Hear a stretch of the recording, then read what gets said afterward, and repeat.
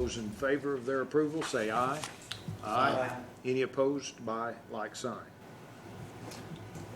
Let's move on then to item number 6 on our agenda, and that's project status report. And as customary, we're going to call on Mr. Bowles to bring us up to date on the electrical. Thank you, Mr. Chairman. Your project status report, it looks pretty busy, and things are pretty busy. We're winding down a lot of projects for this fiscal year. The Claxton Substation project, phase 1 of that I spoke to you about in December, is now about 80% complete. We're starting to should be ready to erect some steel next week. And get prepared to renovate that station completely in the next 2 fiscal years. Blockhouse Valley is progressing well. We're moved all of our load over to our new lines. We're just doing some cleanup work and tidying up over there. Expect that to be done by the end of the month. The Bad Pole contractor is about 80% complete. He should be out of here in June. Again, because we do that on a per job basis, it's not a time and material thing, so it doesn't hurt us if it takes him till August. It just means he's hanging around a little longer. The HVAC system, I know Dud and Greg are really anxious to get this over and done with. I think the contractors progressed well. They sure have been working hard at it. We've got the new units set in place. They're soldering the piping together, and the schedule is to have the facility up and running sometime next week. And in the meantime, the weather's been cooperative. It's cool, and we've used fans and what AC that we have, and all indications are that the building has been comfortable. Aerial cable line for Island Ford, our crews are doing that. We're looking to be complete by the 1st of July. And the Miller Road job that you approved last month, we've just gotten started on it. Be happy to answer any questions you might have on electric engineering or operations. I noticed Bell South or AT&T or finally got a lot of their stuff moved, and Yeah, that take a lot of prodding. it's a snail's pace. Okay. It's like watching the paint dry. Yeah. But we've been prodding them pretty good, and they seem to be a little more responsive when it's right in the middle of towns as opposed to when it's out in the rural. Where, they can kind of Hide it. yeah. So that's worked out well. On the Miller Road one, what, did we get resolution for Mr. Madison, or do we expect him back sometime, or did that? Mr. Madison is Island Ford. Oh, Island He Ford. lives up Island Okay. Ford, and after all that, when it was all said and done, we didn't have to remove the 2 trees. So again, that goes to the fact that we're only going to do what we need to do. It has nothing to do with personalities or attitudes. Remove one. They removed one, but we didn't have to remove both trees. Right. We were able to trim the other one, and of course, he's not in here singing our praises, but I would assume he'd be happy with that. Okay, we're good. I am for him then. Any other questions or comments? Okay, let's move on then to Mr. Hawkins, please. That'll be easy, Mr. Chairman. We don't have any projects. We're between major projects right now. We're working on minor projects that are less than the board needs to review and approve. Okay. And on electric there, of course, that's a pending, 285's pending, so unless there's some questions on that, we'll just move right on. All righty. Let's move on then to item number 7, which is approval of purchase order and 795 AAC aerial cable. And Mr. Bowles. Yes, thank you, Mr. Chairman. This is our standard large conductor aerial cable that we strung down Eagle Bend. We're going to continue this project, or we're proposing to continue this project on to the CVS and tie into our main trunk feeder in this next fiscal year. This wire we have to purchase now in order to meet our scheduling and our construction deadlines. We're recommending the lowest and best bid in accordance with our specs, which is Wesco at $71,545 and 57 pennies for your approval. The time difference not make a difference there? Well, I'm a little worried about it, but we didn't feel like it was worth, at this point, the $2,000. If we have to push the project a month, then it's not the end of the world.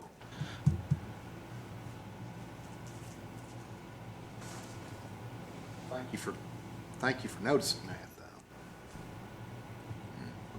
Would we, now, I'm just asking this, would we like to go on ahead and discuss the polls and approve both, since they're not listed as well, technically, I guess they are a separate work order, so let's go on ahead and see if there's any other questions and/or comments on the cable acquisition. Like I said, CP, that's a good question there. I figured this is maybe something that we kinda keep quite a bit of. And so maybe we got some in stock and thinking that it'll hold till we can get this in 8 or 9 weeks in. Well, the wire's the last thing that goes up. Yeah. And we've got to gnaw through quite a bit of rock out here. We also have these ductile iron poles that we need, which we're going to talk about here in a minute. And as you see, the delivery on them is very similar to the cabling, although we do have more of those in stock. So we're going to be able to get started, and we'll see how far we get. But at the worst, we're going to get delayed a month. It's not the end of the world. If delivery was an issue on the project, we would have recommended Correct. not to go with them, and we would delineate that as to why that recommendation wasn't the lowest bid, because it wouldn't be considered the best bid, because it wouldn't have met the time frame. And then the question would be, we need to do better planning if a few weeks are gonna make that much difference. And then I would be trying to explain to you why we didn't do that. Any other questions or comments? All right, if not, I need a motion and a second for the acquisition of the cable. I'm just gonna say the cable, rather than going through all that. I move we approve the acquisition of the cable. Second? We have a motion second. All those in favor, please say aye. Aye. Any opposed, like sign. Mr. Bowles, I'll let you cover the polls right now. Thank you, Mr. Chairman. These are the ductile iron poles. They're the same type of pole that we just got finished with on Eagle Bend. We're wanting to continue this through phase 2 of this project. As you see, we bid these out in accordance with our specifications. The lowest bid is Irby Utilities, which we're recommending for $52,749 and 44 pennies. Any questions? If not, I would request a motion and a second, please. So moved. Second?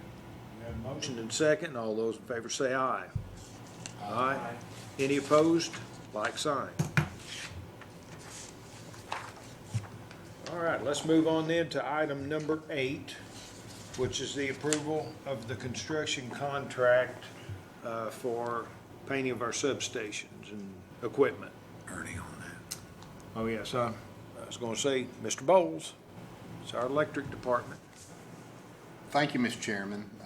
This is the second year consecutive year that we will be engaging a contractor to do this type of painting. Again, this is specialty work. You can't just get Billy Bob Painter out here to paint these $1 million pieces of equipment. They have to be trained, licensed. It's a big deal. We were able to secure 4 who indicated a desire to bid, although we only got 3 bids, and one could argue that we really only got 2. Yeah. Because I think Service Electric was wanting to retire off of this project. But last year, we did a very similar amount of work. We awarded it to Public Utilities Maintenance for a little over $110,000.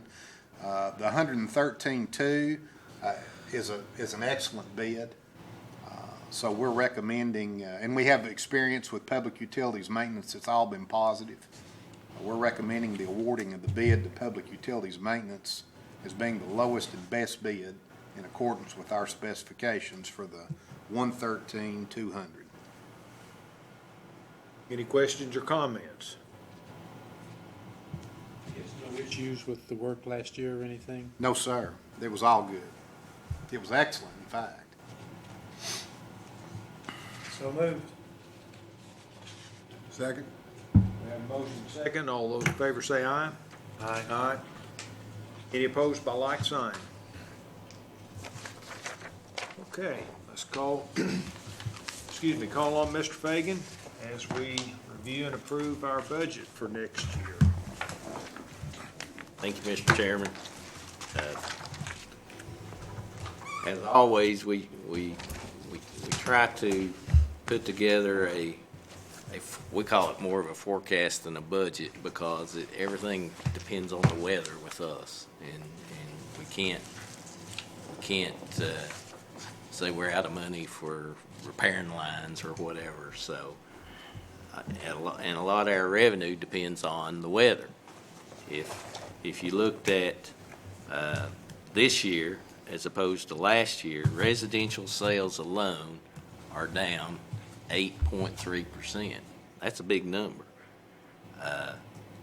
Commercial sales were down like 3%, but industrial sales were up 3%. So that was a good thing. The industry bailed us out on a lot of this to help us meet our forecast. So I say all that to say industry is a good thing. We've got that in our communities. So I'm going to take you to these graphs right here. And they're labeled charts in your booklet. And it's where the money comes from in the electric department. As you see, this big blue piece right here of the pie is 52% of our revenue coming in. This big orange piece is the industrial piece of the revenue. Now, these are for fiscal year ending 2015. And then we have our small general power, which is your food lines and Food City and places like that. And then other income are just interest income and things like that. But then you come down here and you say, well, where did our expenses go? Well, 77.7% of our expenses, not our capital, but our expenses, go to TVA. That's why when people say, well, y'all are charging a killing, well, most of that goes straight to TVA, and we don't charge a killing. We charge a very fair rate. Our operating expense makes up 8.7%, and our maintenance 4.9%, taxes 3%, and and depreciation 5.2%. So that's kind of how it all lines up. If you look at this chart, this shows our growth in number of customers. Well, we've been relatively flat in the number of customers in our growth for some period. It goes further back than that because we're just not adding that many more customers. But with the industry we've added, that just counts as one customer. Keep that in mind too. So you can't really go by that. If you look at the net income for the electric department, it kind of spiked here in 12. 11, 12 is when we had a really cold year. If I look back to 11 and 12, our residential kilowatts were 327 million residential kilowatts through March. And this year it's 281 million. That's a big difference. So that goes to show you what sales can do to our net income right there. I'm going to switch over to the water department, think water a minute, and show you this where the money comes from here. Again, This blue piece is residential water, and this green piece is residential sewer. So those two right there, that's about 50% of what comes in. Our industrial makes up 9.6% in sewer and 6.7% in water, and the commercial makes up 7.6 and 14. So those are pretty equal there. And then this little pink looking piece here is ACWA. That's them paying us for the sewer. Where the money goes in the water department, most of it goes to operation and maintenance expense. 73% of that goes to operation and maintenance expense. And this is the piece of the pie that kills Dan. He hates this number because it's 24%. Because if you add $1 million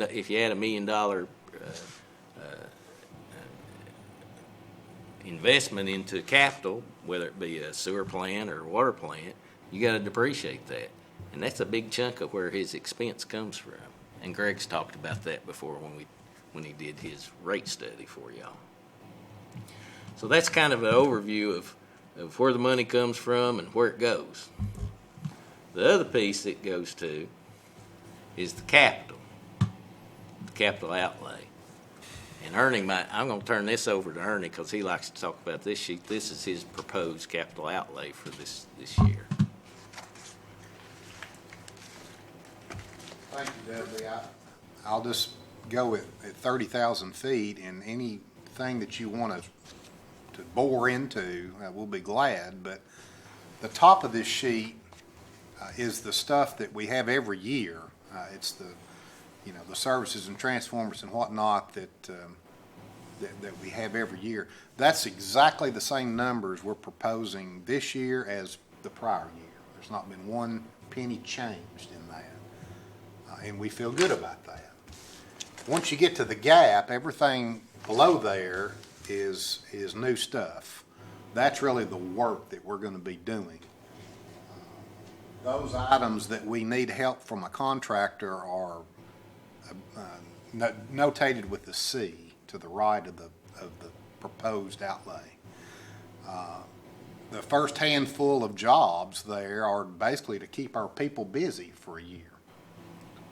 And they're, of course, they are prioritized based upon engineering studies and system planning of what we need in order to keep the system growing and robust. We always have a few trucks and miscellaneous things. When we get down to the bottom line, I think the 5.95 is within what, $50,000, or it's very, very close to last year. It's pretty much a flat budget, okay, from last year to this year. The biggest item in there is the substation that I talked to you about in December. We talked about it being in the ER, and I used all those medical metaphors of so forth. Everything's the same. It's not going to get any better.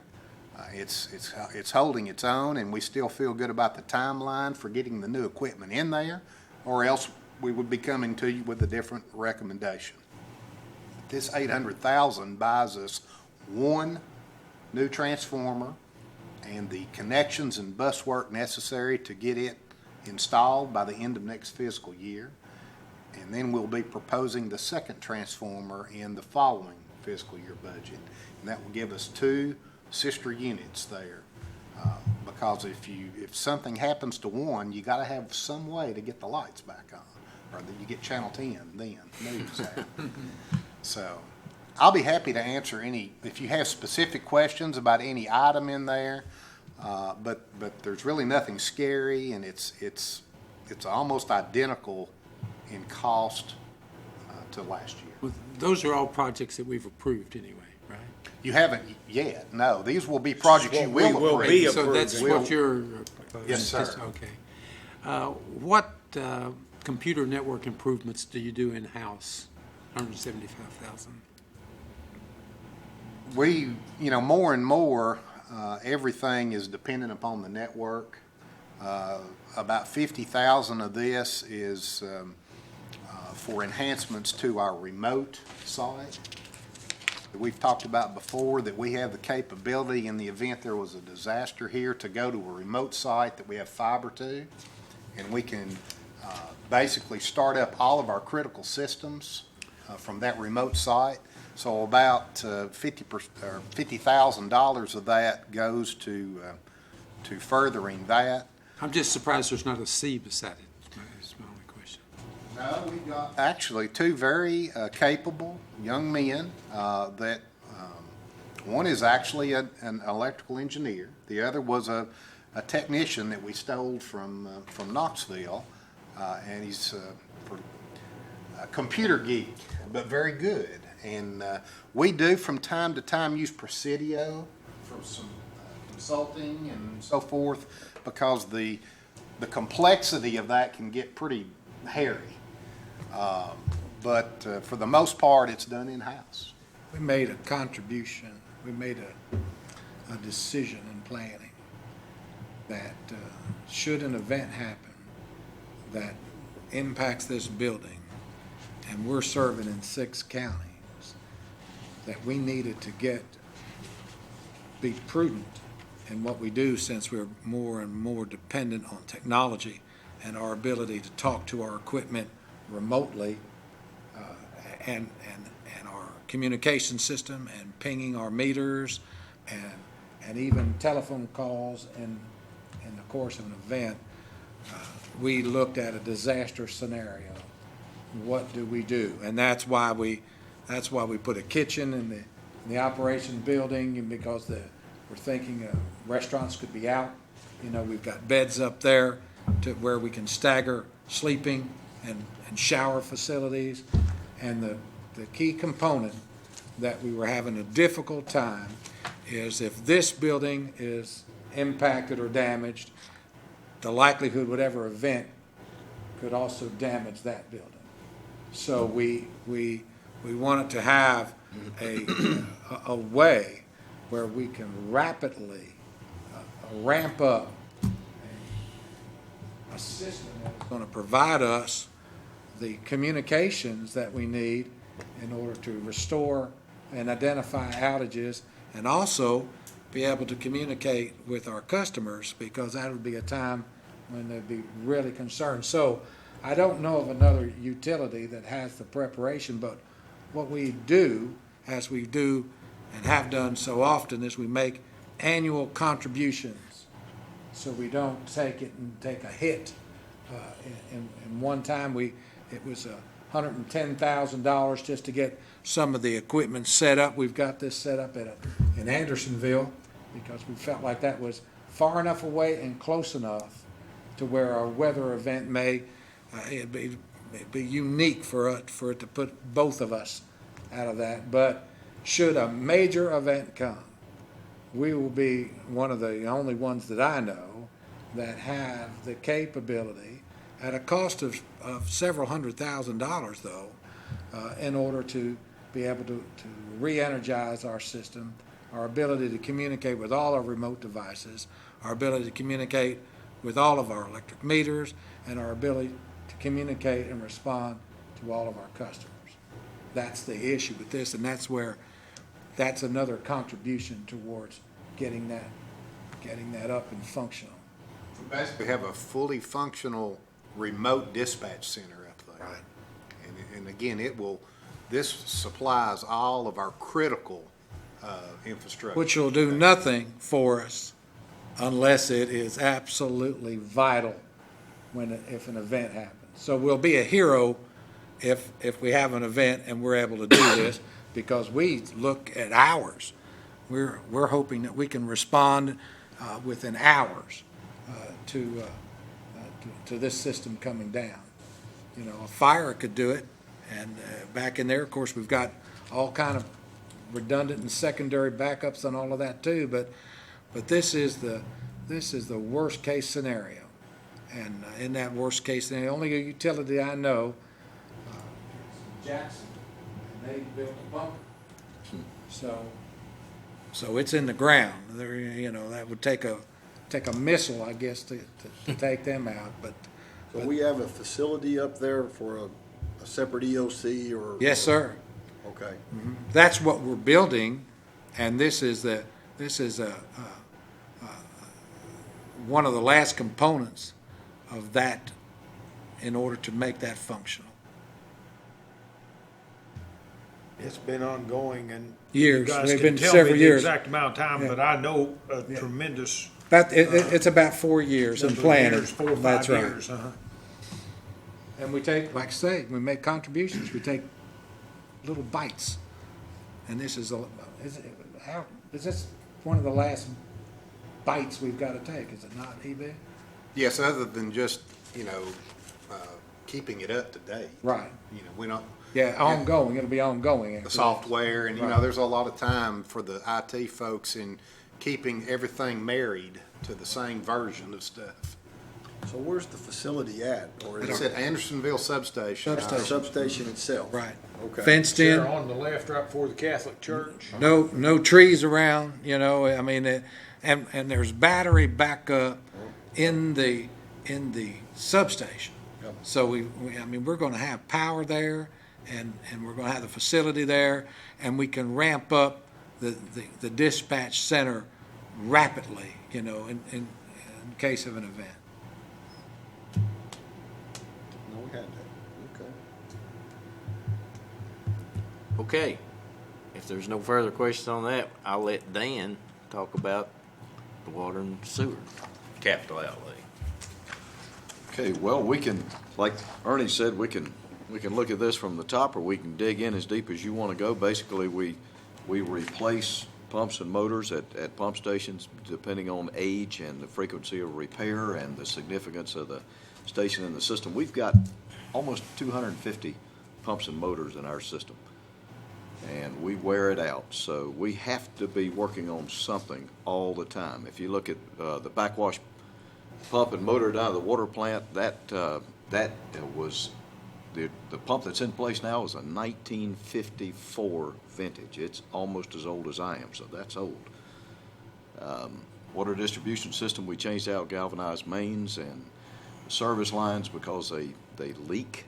They have little pinholes in them and they weep, so we replaced those. The pump station's $255,000. That covers, as I said, we'd look at a matrix of all the pump stations, and the pumps that we decide that we're gonna change out is based on the priorities that we have found in the system. And they may vary, so I can't tell you which stations we're gonna work on. I've got 4 to work on, but one may come up and take precedence over another one. The Bobcat skid loader, we replace vehicles usually at 180,000 miles and/or 15 years in service. And the Bobcat skid loader is 15 years old, so as equipment gets old, it's hard to get parts for, and it's just not worth it. So that's it in a nutshell. At the bottom, you can see major O&M projects. $55,000 is about what we spend every year to find and arrest infiltration and inflow of water coming into the sewer system. You got holes in the top of manholes, or you got breaks in the pipes, or you got leaking manholes, or whatever, groundwater comes up. So we work all year long to inspect manholes and televise sewer lines and do point maintenance. So we put that in the budget every year so that actually we can see that we are actually moving toward that, to keep the infiltration, the rainwater that just rained right now, the flow at the plant went up. We're trying to keep that down. Of course, it costs to treat rainwater. It's, put it in perspective, sometimes it's cheaper to treat it than it is to get rid of it, because you stop it here and it leaks in someplace else, So that's a placeholder there. We'll spend somewhere around $55,000 a year, but that's O&M, that's not capital, but I put it in there as you can see, that's an effort. And the top items are what we typically replace or work on every year, so. That 55,000 goes straight to the bottom line. So it's not a capitalized project, which is why we highlight that and separate that out. So when we start the fiscal year, essentially we're $55,000 in the negative on net income. Mm-hmm. Of course, then you add depreciation to that, which is 25%, and now you've got a mountain to overcome before you get back into the black. And that's the difficult part, where cash is never a problem, because we're very healthy in cash and water and sewer. We're debt-free, but in order to maintain in the black, we have to overcome these, because you can't capitalize that. That's straight expense. And depreciation, that goes straight to the bottom line. So that's part of what we do now. That's a legal requirement. to It's a stay legal in black. requirement, absolutely. What Ernie does is what's called a power use study. That's, all of these capital projects on these line extensions, that is spread out over years. It's at the minimum of 5 years that he looks at that, and he keeps moving, so that's what prioritizes these lines and line extensions and growth, because years ago, the thermal, it would become hot. I mean, we look for one forever, because the neutral, when it got hot, it would sag down into the primary, and that would cut that circuit out, and then we'd go patrol the line, and of course, as soon as the energy went off, it'd start to rise back up, because it cooled down, so we don't have issues with thermal, and with water and sewer, we do a 5 year, at least a 5 year, Dan's got up to 2024.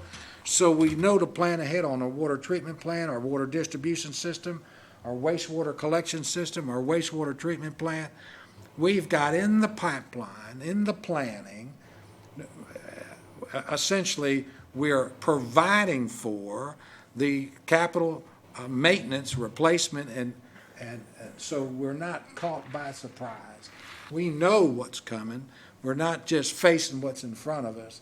We plan ahead so we don't get caught, like many utilities have a difficult time, and they get so far behind the wave that there is no, in terms of time, to fix the problem, or in terms of money to fix the problem. And that's where you go, as some have done, where they go a 50% rate increase for years in order to try to catch up.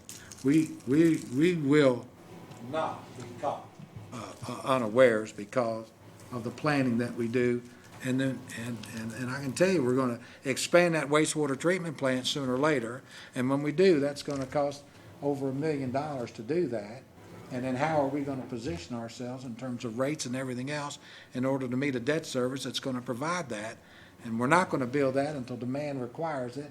So that's gonna increase our revenue in terms, so we've got all of that in the system, and we've got all of that planned, and we look at it every year. And what you see, Dan's got on these pumping stations, 255,000, part of that's tied into what we're gonna try to do out here at 3M.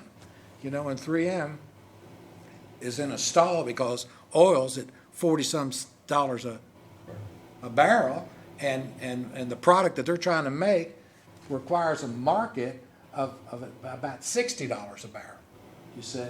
So they're in a stall on what they do, and that's $1 million capital investment on that. This is the expansion that they're doing.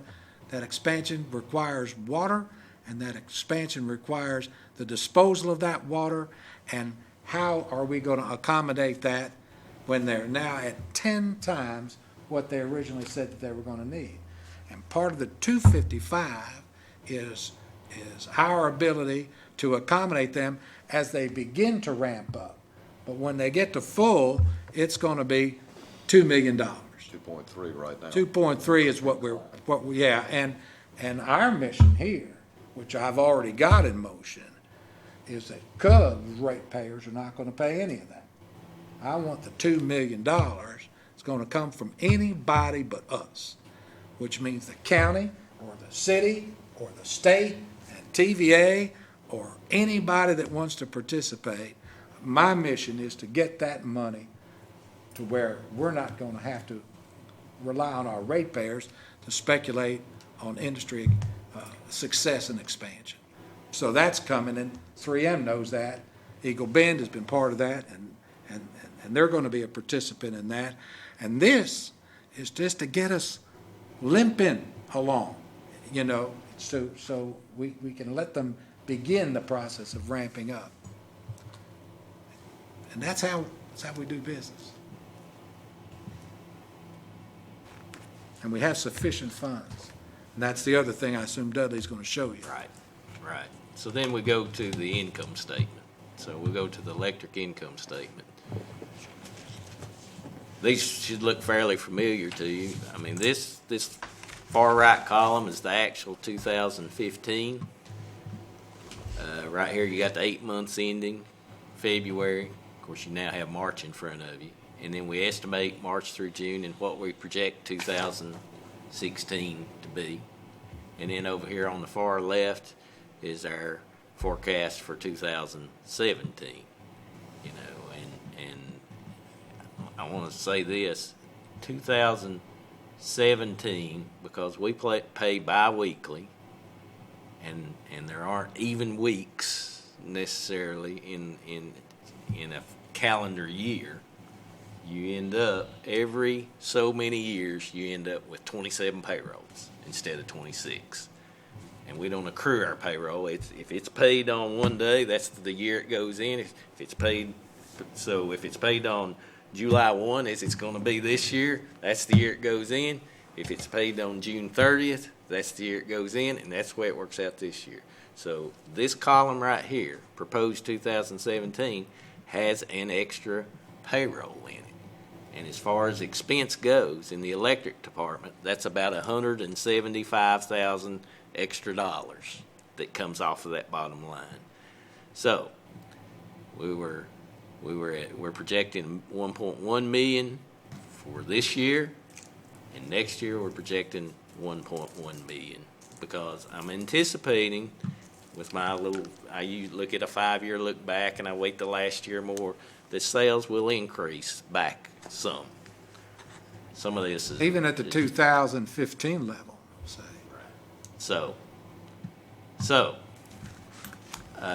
But some of the, sales go up, power cost goes up too, is the way that works. We do our best to forecast exactly what the expenses will be, and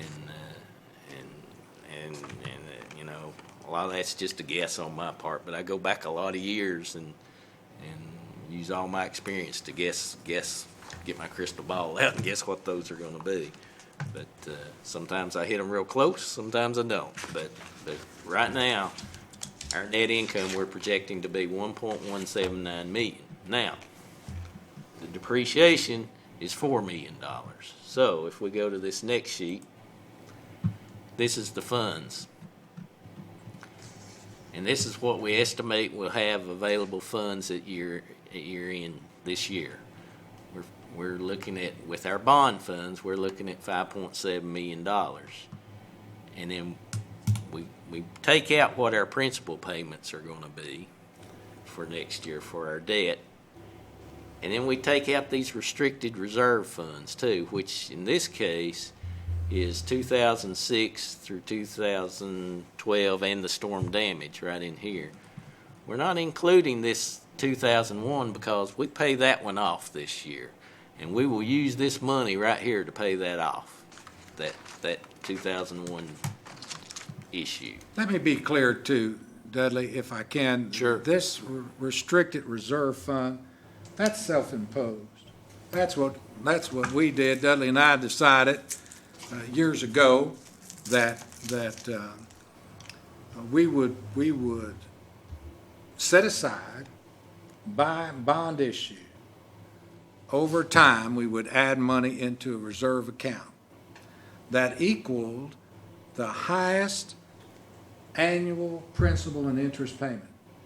So in the beginning of the bond fund, when we received that, we over each month, we would set aside two amounts. One amount to pay the principal and interest for the current month, and another contribution to pay the highest principal and interest over the life of the bond. And we would do that until we maximized on the reserve the highest principal and interest in the life of that bond. Then we would stop making contributions to that, but we would always make contributions to the current year for P&I. So these restricted funds are self-imposed by us. We are the ones that restricted that. We are the ones that restrict the storm damage contingency fund. So So these are funds that represent a terrible year with no money whatsoever. We've got sufficient funds to pay our principal and interest on all of our bond issues without going into current funds. Does that make sense? So that's why at the end of this 2001 issue, which we're now ready to retire that, we've got more than enough to pay the principal and interest on that issue already, and that's why those funds are being unrestricted. And we already have full reserves on every other issue. Right. So we take these amounts out, and that leaves us an estimated available funds. We're adding back this net income right here from this page right here. Remember that 1.179?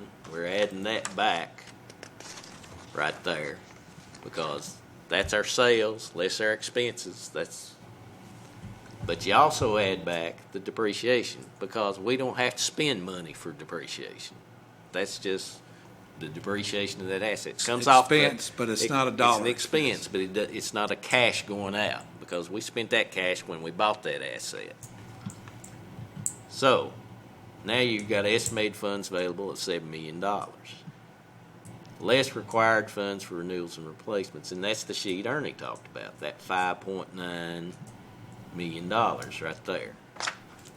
So that shows, based on this forecast, that at year end we'll have $1 million left over. Now with a good year, it could be more, a lot more, you know, but that's where we estimate that to be. Any questions on the electric before I head to the water? Okay. I think that's good, sound, conservative accounting. I mean, It's we call it window money on those reserve accounts because in my wallet, I've got a place where I tuck $100 because I grew up afraid wherever I'm out on a date, I've got nothing. So, I mean, I can do something out of my wallet, and if we had to, we could go to the car, and I could get some money.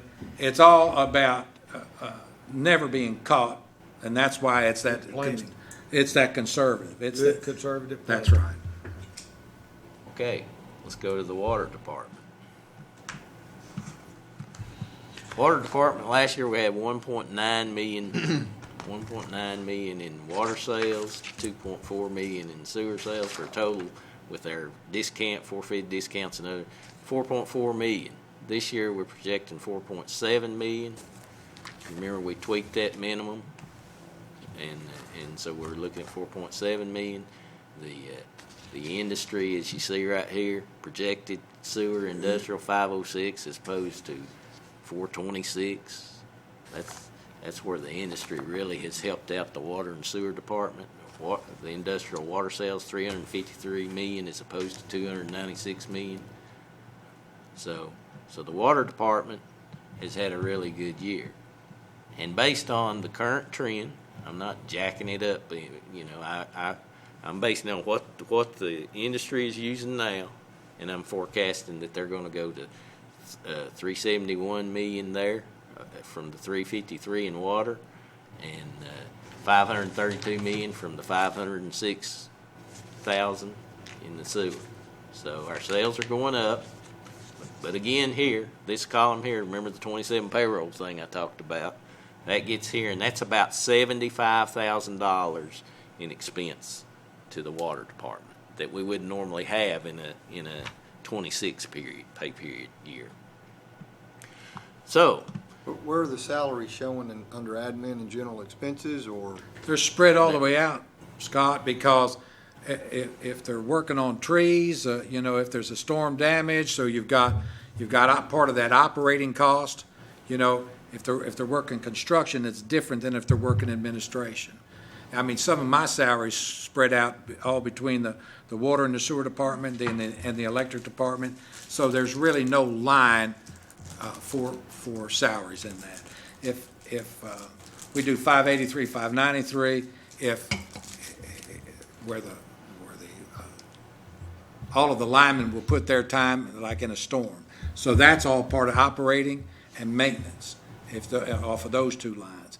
But if they're working a capital project like a line extension, then all of that goes into a capital project. So it's all that to say, there is no line for that. It's all over the place. It really is. You know, if you get down here, income before capital contributions, we're projecting 63,000 for next year. This year it was 147, but remember, that's 63 plus 75, that extra payroll. And then that capital contributions, I'm not aware of any apartment complexes or contributions like we had this year that really torqued up what our net income is in this capital contributions. So What do we know about 3M and their projections or plans or anything? Well, it's $110 million to build out on that. But they're not ready to move right now.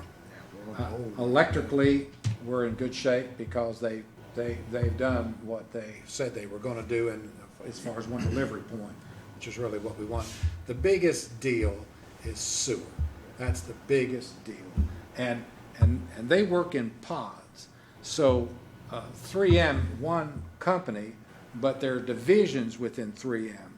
One division purchased this plant and property with the anticipation of leasing that out to additional divisions within 3M. And that's where the site was so good and the economy was ripe for them that another division wanted to move in.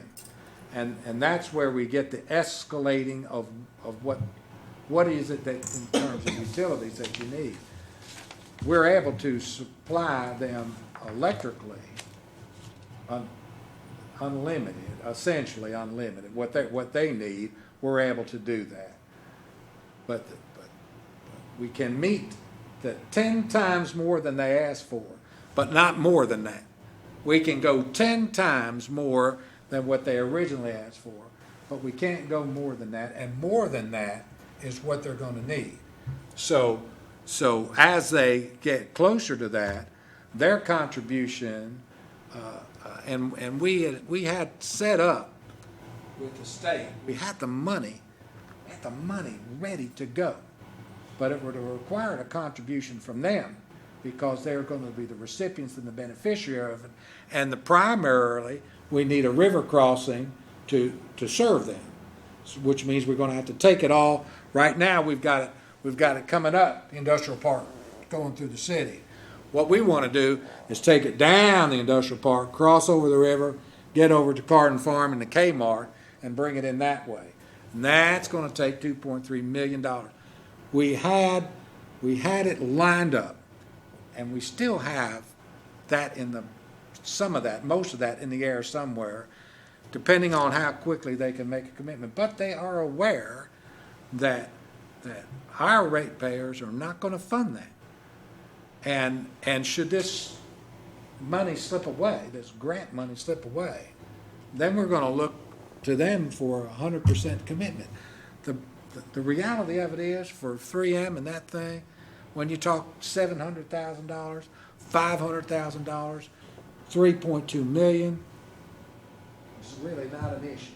I mean, they're not worried, because we're saying, get it now, since we got the money, because it's going to take Dan every bit of 16, 17 months. He'd like a 2-year lead on that. That's what I was gonna say, But 2 years. but it'll take every bit of that, and we're saying, get it now, we'll get into construction, and then by the time, no, we're not going to commit until we get the division to commit, and when the division commits, then we'll say fine.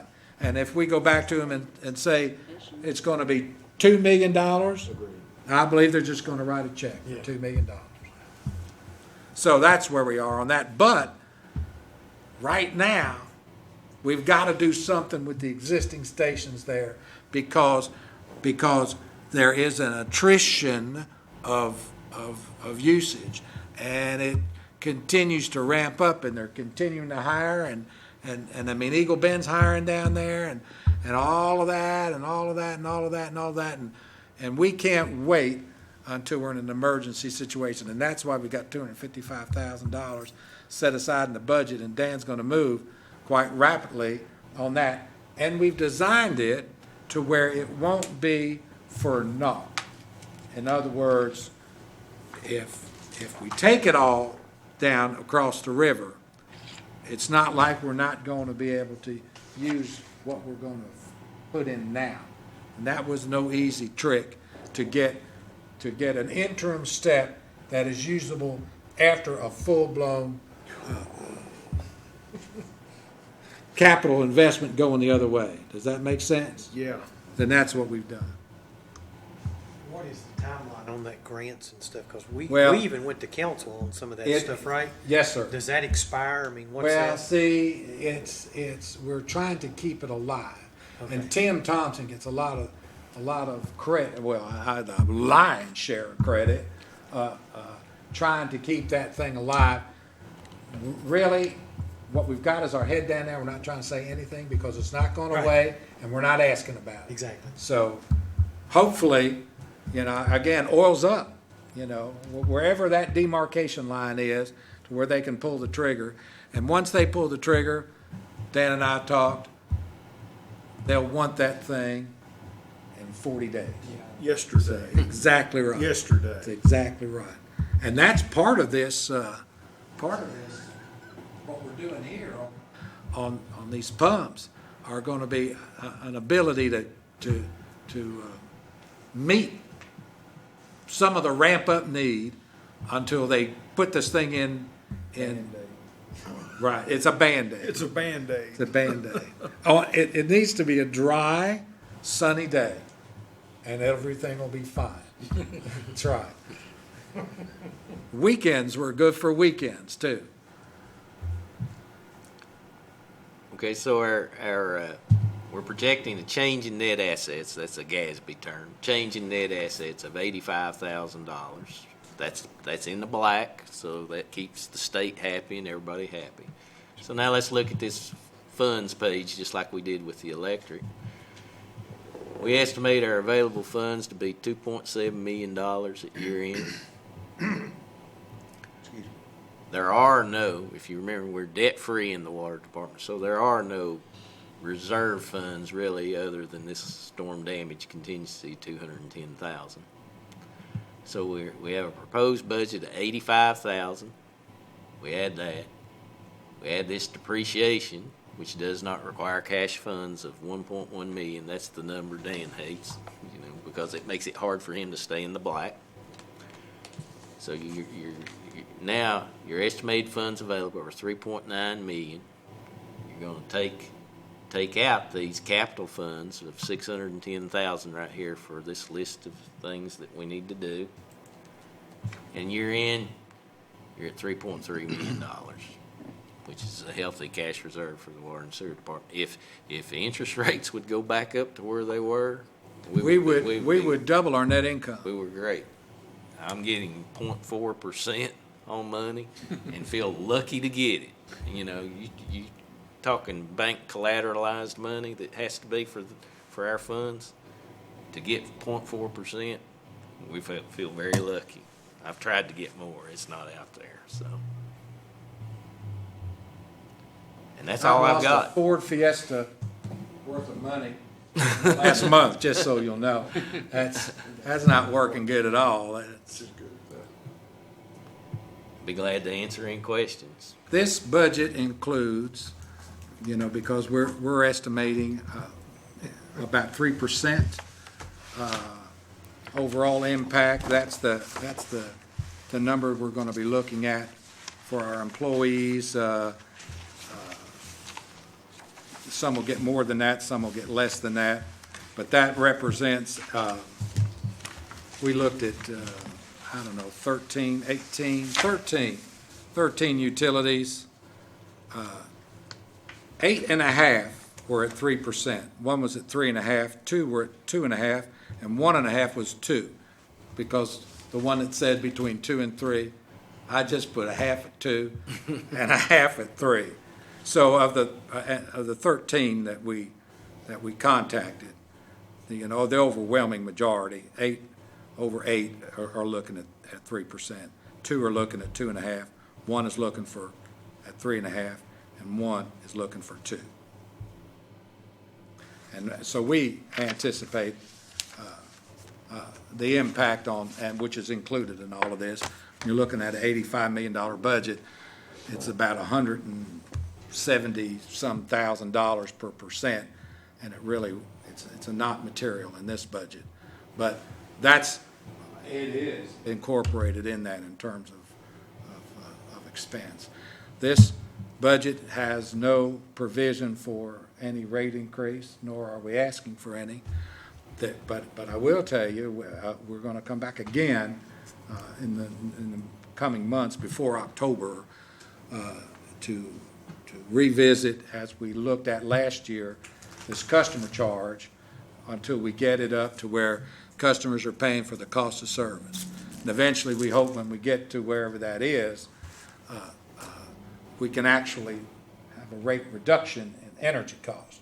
Everybody pays their fair share.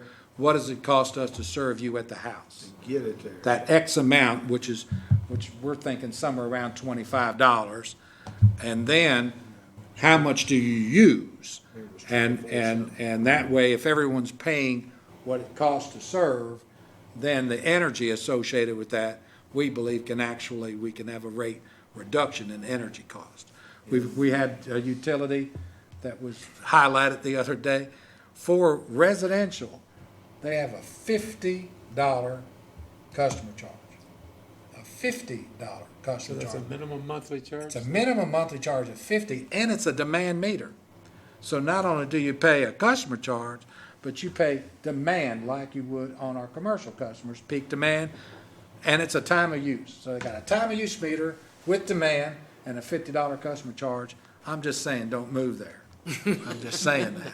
So that, again, will be in the coming months. And this will be another contribution, as we have done for now.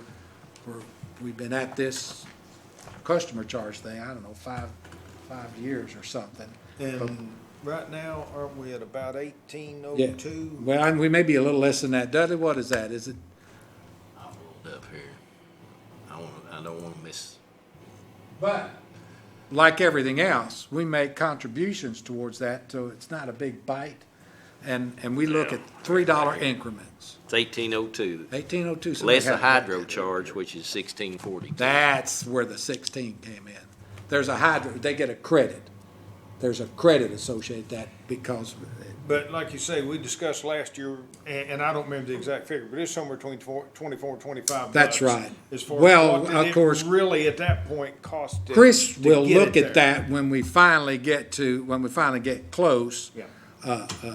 But this will be a $3 increment, and then next year will be a $3 increment, and until we get wherever we can satisfy ourselves that every customer is paying their fair share and no more than that to serve them.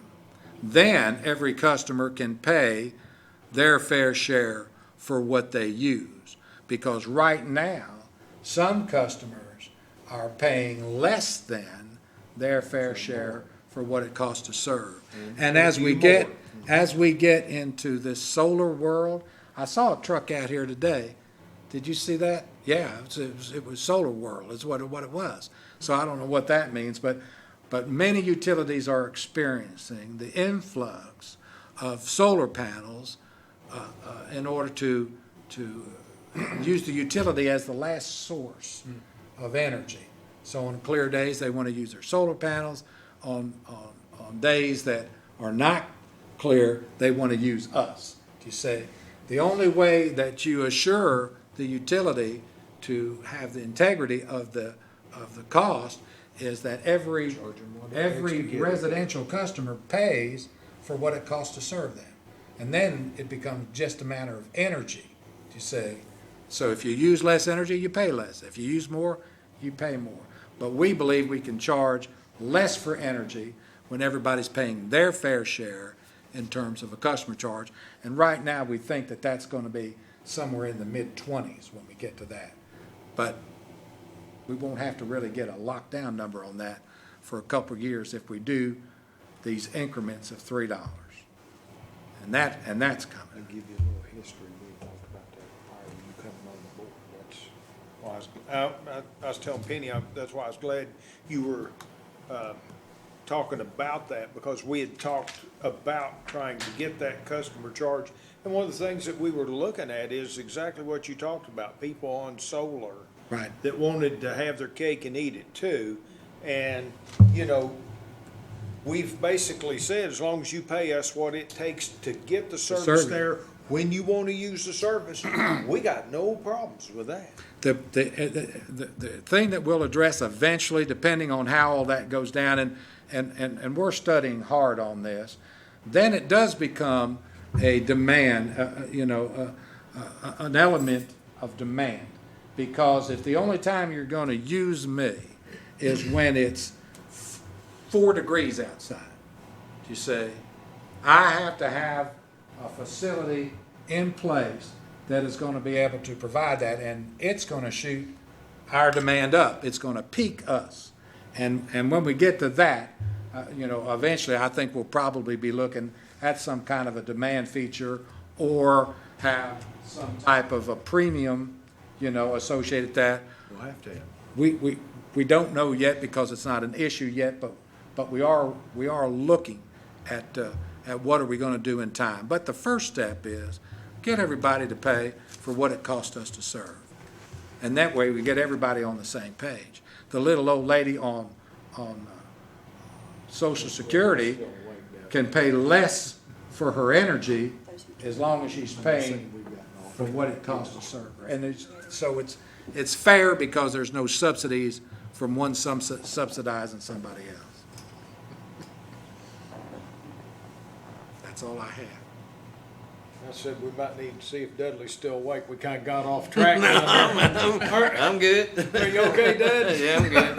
I'm good. I've said all I'll be glad to talk more, and I can talk about any line or anything you want to, but that's my best shot right there. Thank you for your work. And are there questions and/or comments from anyone?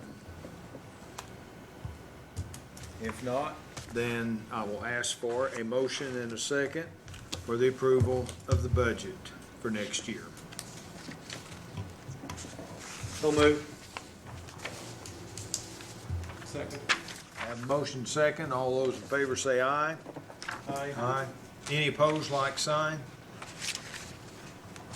I'm gonna tell you right now what we've got.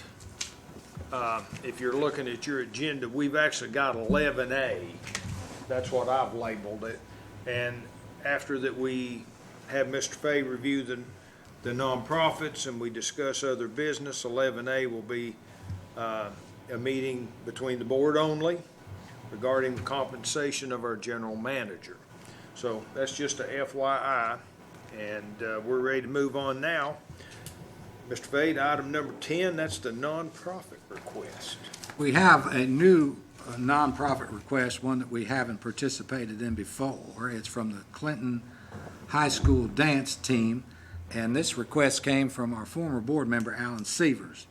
And I would like to, unless the board directs me otherwise, to accommodate him and them and participate at a level, and I would like to participate at this silver level because of the advertising that's associated with that through their literature. And that's the way we can support that. Any objections? Hearing none? Great. I have some good news as we continue to support and promote the economic development in Morgan County. CB, and that's really spearheaded by Ernie and his team, have actively engaged in a project aimed at developing the old Brushy Mountain Prison complex and the properties that surround it. And they're trying to put a museum and a distillery out there, which is pretty good if they can combine that.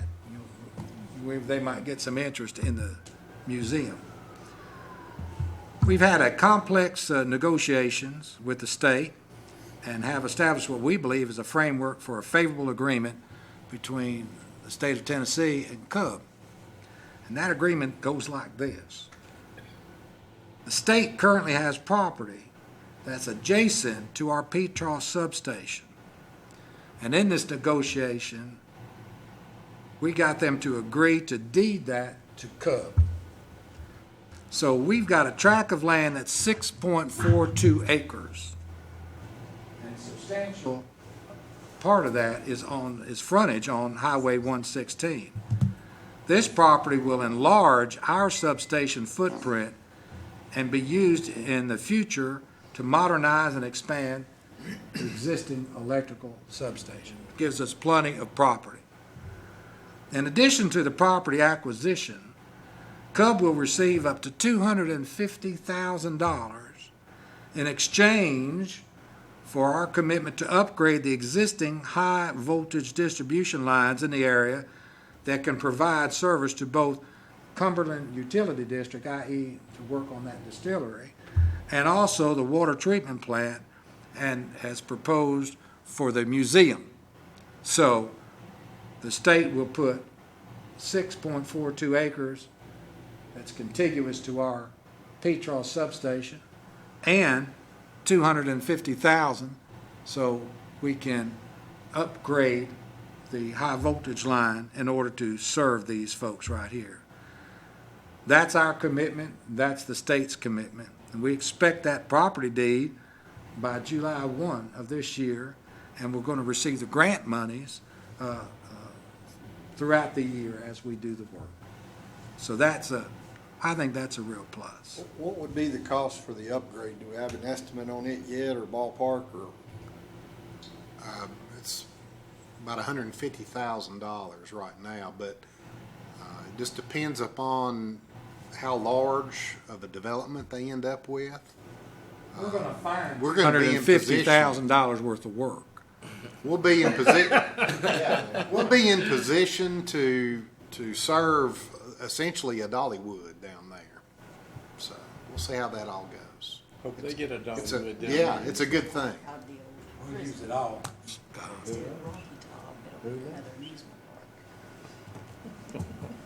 After a vote of acclamation at the April 20th ACETA board meeting, I'm proud to continue to represent Cub in my second term as chairman of the board of the Anderson County Economic Development Association. I'm also preparing to serve my fourth term as chairman of East Tennessee Economic Development Agency, TEDA, and that represents 15 regional counties. In addition, I'm going on 10 consecutive years as chairman of the TVA-TVPPA Economic Development Committee, which represents all the power distributors in the 7-state TVA Valley. Be clear, there is zero personal compensation from any of these organizations. We have a direct impact with the designing and implementing products and incentives through TVA's economic development budget, which represents tens of millions of dollars, by the way. And some of you may remember the many grants and incentives CUB has received to help what I call tipping. There are tippers on industry trying to locate or expand here. And as an example, I picked out 7 of our top recipients, our current ongoing recipients of TVA's incentives and the value to the company and to our community. Ishun Automotive, with their expansion, they've been awarded $1,427,000. That's $113 million projected capital investment, 725 jobs, and 10,244 kW, or 10.2 megawatts to Cub. Doorline, $1.1 million, $24.5 million in capital investment, 75 jobs, and 1,331 kW to Cub. Eagle Bend Manufacturing, $545,000 they received through TVA. $64.1 million in capital investment, 822 jobs, and 5,088 KW to come. Poly One, $1.3 million received from TVA, $4.6 million in capital investment, 96 jobs, 3,692 KW to come. Rexnord, $431,000, $3,700,000 capital investment, 125 jobs, 1,347 KW to come. SL America, $1.9 million from TVA, $80 million in capital investment, 1,701 jobs, and 11,000 KW. 11 megawatts to come. Techmere PM, $451,000, $17,500 capital investment, 270 jobs, and 2,250 KW to come. Those are active, those are current, and they are receiving that as we speak. That totals out to $7.2 million that TVA has put into our industry in order to expand those that are here. That's $308 million in capital investment here. 3,814 jobs and 40,958 KW to come. Now, that came through Valley Investment, which I was an architect of with John Bradley at TVA, because there was nothing in place that would promote industry retention through expansion. They would attract new industry, but there was nothing to promote local industry from expanding local. You say, so what really, working through TVA and through ACETA and through ETA, I recognize the need. How can we entice, incentivize local industry to expand? Because their option is to expand or to move. And what we wanted to do is we wanted to incentivize them to stay local and to expand. And this is just, these are current. I mean, I could go back to when we started this, which was probably 8 years ago. I mean, it would be significantly more, but these are current. And in the pipeline, we've got Eagle Bend, which is at $53 million capital expansion, and 3M, should they build out, it's $110 million. All of that goes into capital investment. All of that equates out to property tax. All of that equates out to sales tax. All of that equates out to KWH for Cub. So it's an absolute win-win-win. And we are just in this over $7 million from TVA. I was also able for CETA to secure TVA funds out of the new program, and just this year, the Industrial Product Readiness Program, IPRP, to complete the engineering studies for improving the roadway sites to the David Jones Industrial Park. Now, that was $50,000. Now, I'm rolling numbers out off of my tongue, millions and millions and millions. But I'm telling you, $50,000 with a budget of a CETA at $100,000, $50,000 is half their budget. So that's significant, and we got that from TVA. I worked to have for the city forgiveness for the dollars owed from the city to TVA specific to the Carden Farm deed modification. That's forgiven.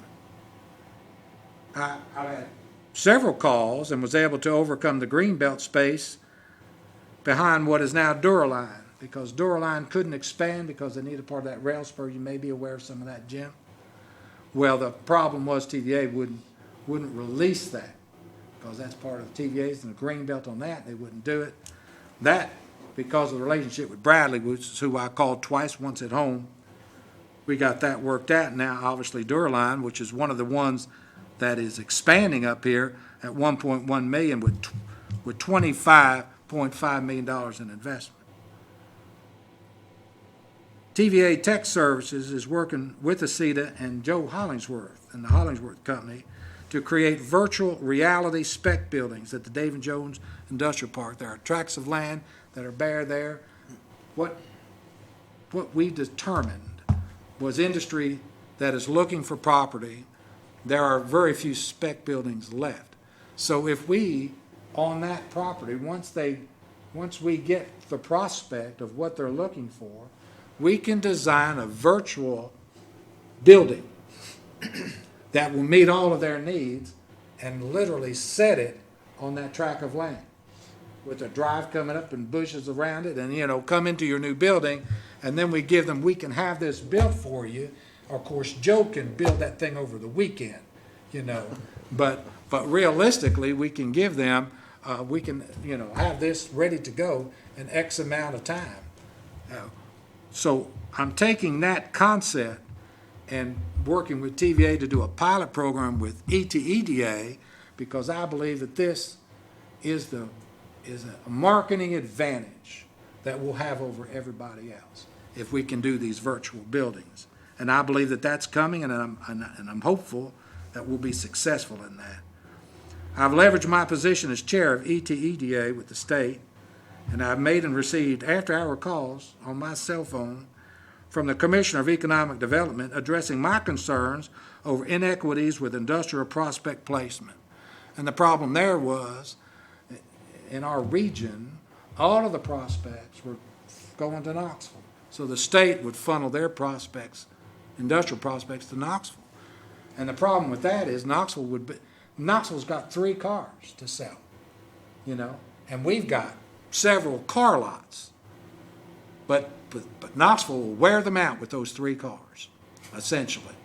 So there was an inequity there, and I got with the commissioner and said, no way is that going to fly, because we want that to go through ETEDA and then in through ACETA, so we get an equal shot with anybody whose criteria fits what we have, instead of after Knoxville wears them out, if they can't sell them, then we get a look at it. So we were successful in that, and that worked really well,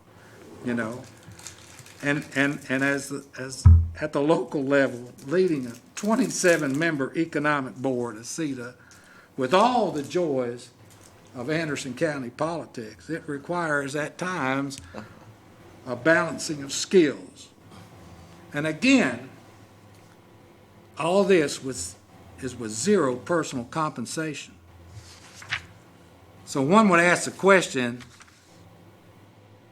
why are you doing that? Because with no personal compensation, there is a personal cost involved.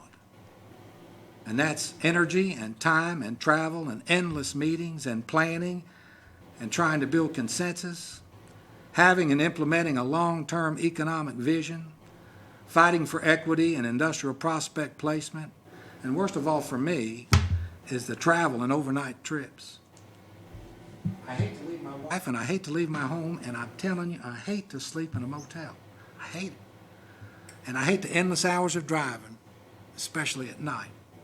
So, there is a cost associated with that. And the reason I do this is because it has a positive, obviously quantifiable impact on Cub and our community. With my unique placement within the organizations, I'm able to, in effect, in real time, economic development at the valley level, at the regional level, and at the local level. And locating industry here in our service area requires a team effort. And I'm part of that team, and I leverage all of my experience and positions to improve the likelihood of a successful project landing here in Clinton and Anderson County. So all of that to say, I'm now, again, serving as chairman of ACETA, chair of ETEDA, and chair of TVPPA, Economic Development Committee. And that's all I have. I want to share that. Forgive me if it was verbose but sometimes it's nice to get a good feel of what that means. I think it is too. Other business. From anyone.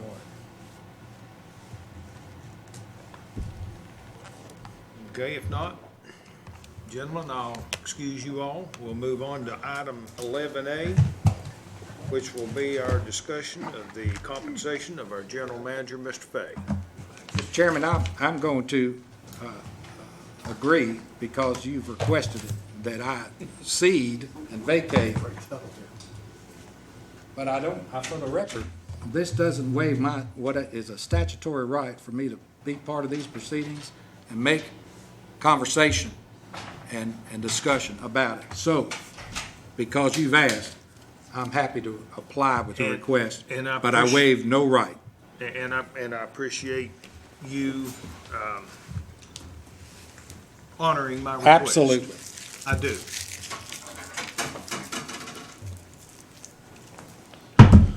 What I would like for you to do, CP, matter of fact, I'd like for you to keep minutes of this particular discussion.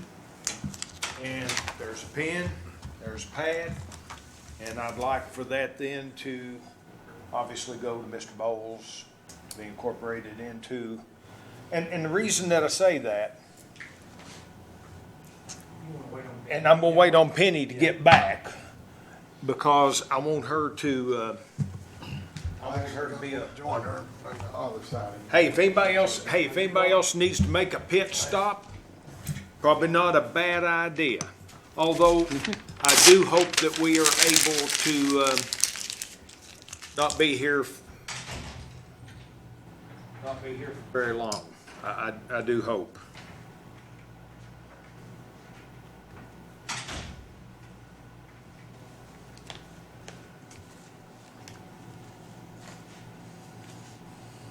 Jim, what was it like at your place today? It was kind of slow. Well, It's been we've had a good week. I asked that It was because, good last week, I mean. I asked that because it was absolutely, once at about 3:30 hit, it was 3 o'clock. flipping bonkers at my place. 3 o'clock, I left to go home. I work on Saturday. I work this Saturday. Typically, what happens if you work on Saturday, you take a day off through the week. I understand, sir. I typically don't take a day. I may leave a few hours here, yonder, and there. And I had a health department board meeting today. You But know, today, I left about 3 o'clock. I want to share something with you all. This will just show you how that the good Lord will take care of you. Jim knows because that he takes care of. Wasn't me. And I guess I'll wait till everybody gets back before I share this.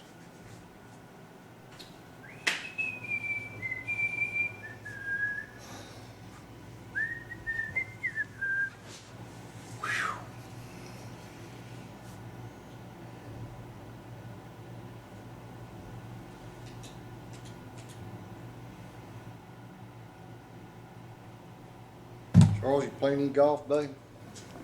Starting to, again now. I don't play much during cold weather, but I'm getting out now. I actually started hitting a few. Did you? Playing a little bit. I've been over your Played a couple place of 9 every holes. I've played 9 holes 3 or 4 times, and then played in the church tournament, and had a good time. So,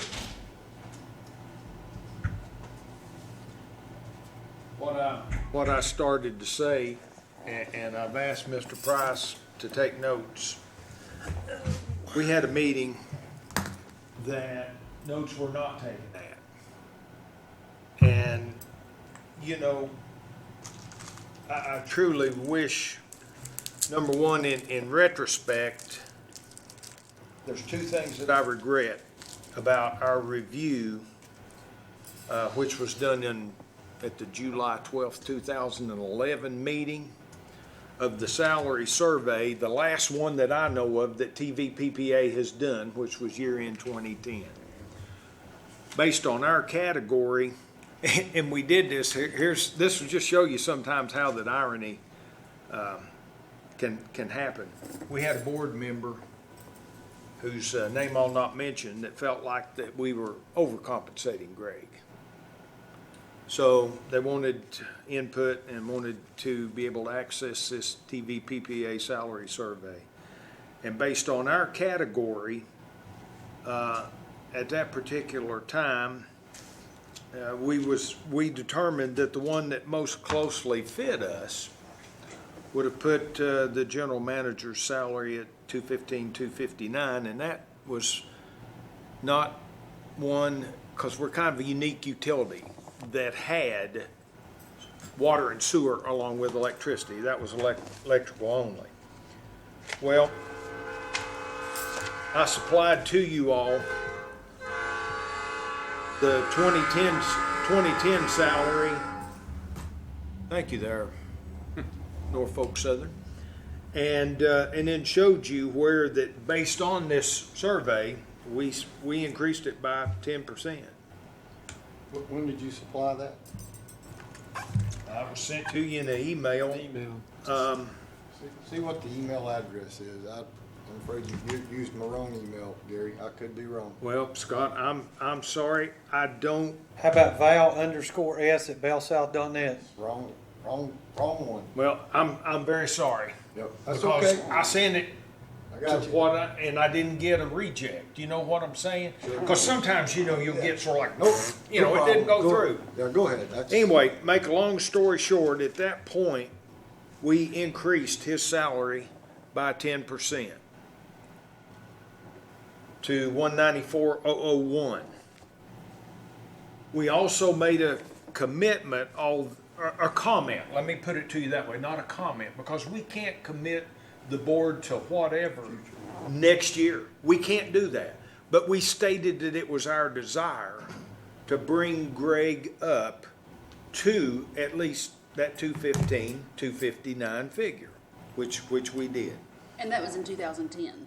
That was actually July 12th of 2011, and it was based on 2010 salary information from TVPPA. And where was that general manager located? That It's was only blind. one, that was one data point. That was only one person. It was blind, but TVPPA, the information that they gave to our chairman, Mr. Ward, at that time is that was the most germane and most direct comparison. I do not know. I'm sorry. But it was still just for an electric plant. Is that what you said? Electric only. Yeah. Electric only. To give you an idea, I've tried to go out on the internet and see if I can find out what maybe some people do. Because trust me, I called other utilities. They won't tell you jack. No, I was gonna say, we have asked for, They won't tell you jack. here in board meetings, we have asked for some kind of salary survey so And that it we can ran- make an intelligent decision for the last 2 years that I know of, 2 to 3 It years. however long ran I've been here. everything from what I found for Mintha Roach, who's the general manager over at KUB. And this was a 213 figure, and I found this because I got it from Channel 10 News, an article that they had on the internet, that she made 278,846 At KUB? at KUB in 2013. Now, How much? 278,846. And KUB is 10 times the size of CUB? Well, you can say that if you want to. Of course, you can also. I say it just based on Don't- numbers. Yeah, I mean, they're a lot bigger. Yeah, I agree. Of course, what we've got to get down to is I'm just for sake of argument, and I got this off the internet too. In 2013, Dan Rodemaker of Gibson Electric in Dyersburg, they got a customer base of 34,685. They are electric only. They have SCADA and smart grid. They cover 7-county area just like we do. And he makes, as of 2013, $357,800. So you got a He sign? justifies this by service and specialized skills. That was what he said. I say that to say, we're going to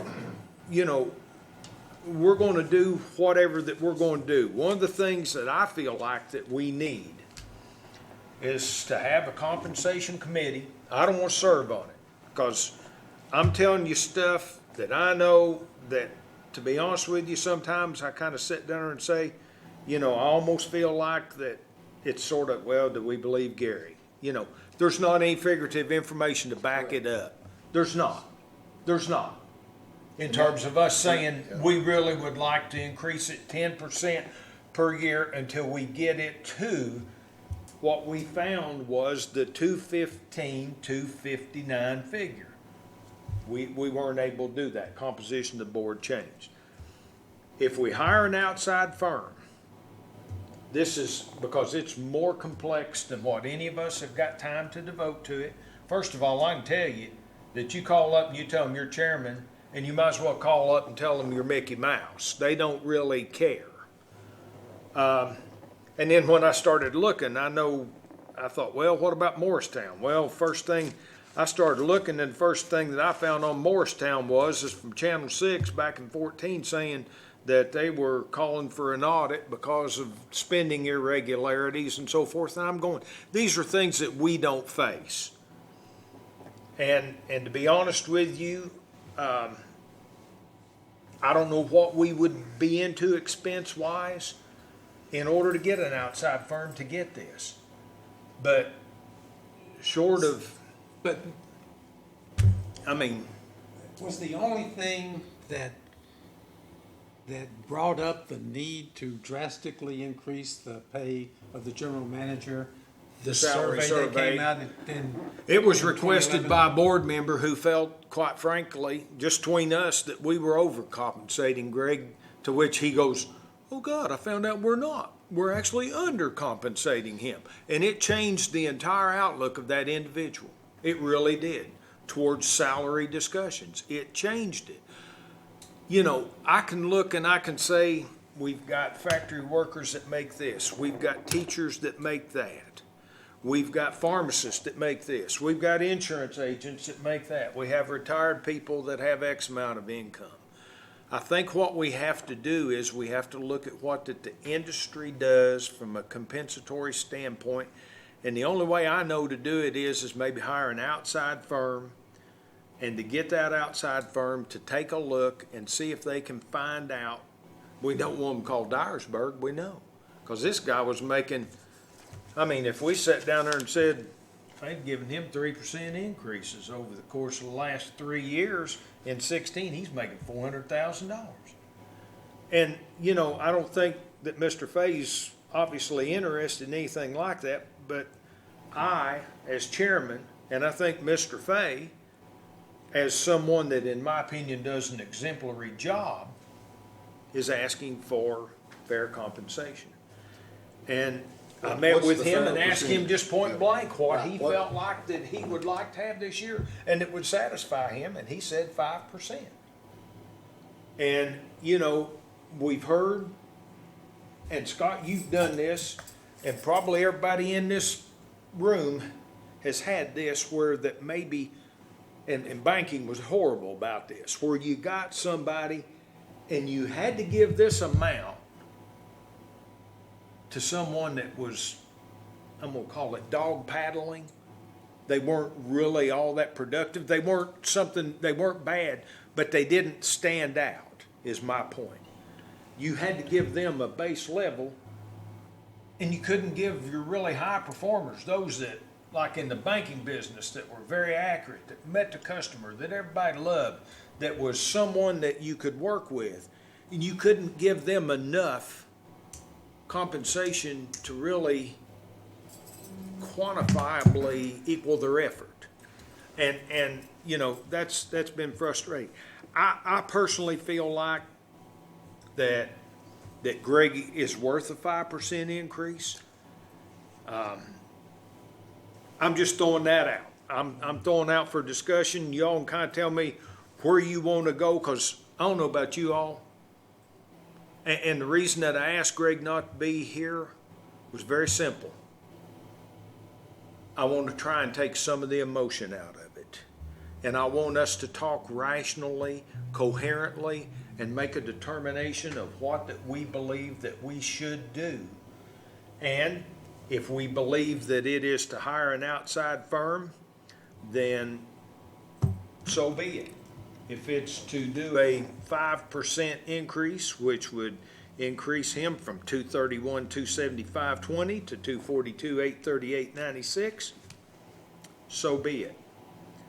I think we represent the city of Clinton here also, and I know I can't justify to people a city employee making $250,000. You know, we're a quasi entity in that we are separate from the city.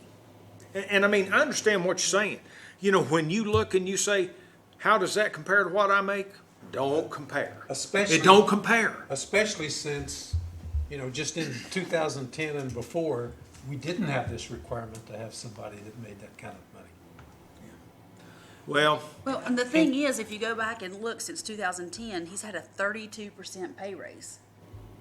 And the rest I've of been the- in education for 20 years and I've not had anything. I mean, I go back and I look at his lowest pay raise was at 3%, and and I know we're totally two different ballgames and here, that's kind of where I'm. we are two different ballgames. But in 20 years, I can count on one hand the times I've gotten a 3% I got a raise. retired teacher as a spouse, so I can tell you what she retired at was, in my opinion, nowhere close to what it should have been.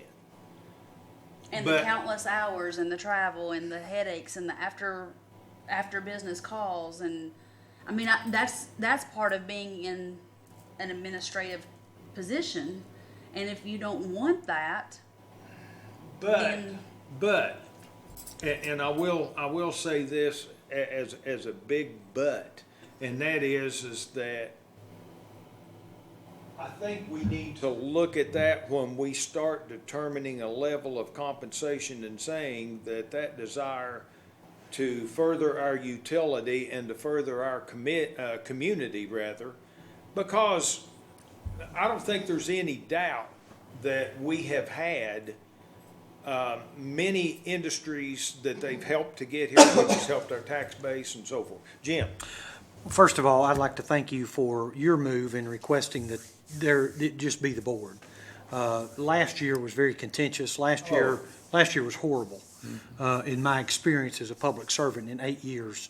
And I've been through some things at City Hall, but I don't it think was I the ever, most, I it don't was the think I most ever had a contentious. commission meeting that bad, and I It's chaired awful. Anderson County Commission. It was awful. But my point is, I appreciate you doing that. The other thing that I would like to comment is that the virtual power thing, I know that is brought up, and that is in some documents and some grants and monies received by TVA and so forth. I feel like that the bonus and the benefit of that has already been given in some previous raises. I'm just to the point to where I'm tired of running that flag up the flagpole. Okay. I'm not saying it's anything we ignore, but I would like to think that anybody that chairs or anybody that heads a municipality or a utility, I mean, that's their job. Now, CUB has a superb product. I'll go on record to say CUB has an excellent product. Me living not far from here and owning a business here for 25 years and living here for, I don't know, however many years, 21 or so, having a business for 25 years, CUB has a superb product.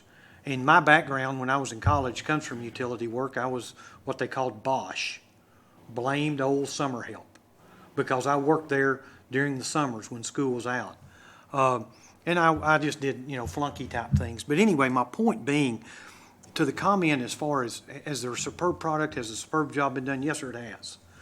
But 32% increase in that amount of time, I think kind of rewards that. And I'm fine with that. I mean, we can't go back and undo that or redo that. I'm not sure I would. Again, that's not what we're here for. But I'm struggling with the 5%. I'll just go on record to say that. And again, it has nothing to do with performance. It's part of the job. My father was a blue-collar worker, and he punched the clock at 7 a.m. and he punched it again to leave at 3:30 p.m. And it was a Monday through Friday and overtime. There's not a lot of jobs like that in this current environment that we live in. I own a business, and I'm never away from it. You own a business, you're never away from it. Penny's an educator, she's never away from it. Scott, you're never away from it. My point is, I think that's the climate we live in. Most jobs today are very demanding. And if you're in sales or if you're in anything, you never get to leave. There are travels and uncomfortableness with it. And the demands in 2016 are far greater in any profession than it was 25 years ago. And I think we can all agree with that. And we've got an array of professions represented here tonight. So, again, I'll go on record to say that I'm struggling with the 5%. I think it's a good product. I think he does a great job. And that's all I've got to say at this point in time. But 32% in the last several years is not bad. It speaks Well- for the accomplishments. It Yes. speaks for the service. My take on it is my thoughts is we want to compare to other utility company, and I think we've tried to achieve that. But then we also have to factor in the economy and the salary ranges in our community. And when you look at that, from just what brief dialogue I've had, you mentioned industries. I don't know of many presidents of industries making that type of salary. Then you break it down to local municipality or other top managers, and I can, from what I can gather, and I'll use a Roger Houck, that's a manager of a municipality with a strong budget, employees, decision making. I'm confident he's nowhere near that figure. I'm not going to put figures that I know out there. You take a school superintendent at Clinton Elementary running 3 schools and managing people and budgets and federal government and programs, nowhere near that. Anderson County is nowhere near that. And now And that he was- manages, That's where I was going to go. I've talked with Larry, a good friend of mine, and he let me know what his salary was. It's public record. Oh, yeah.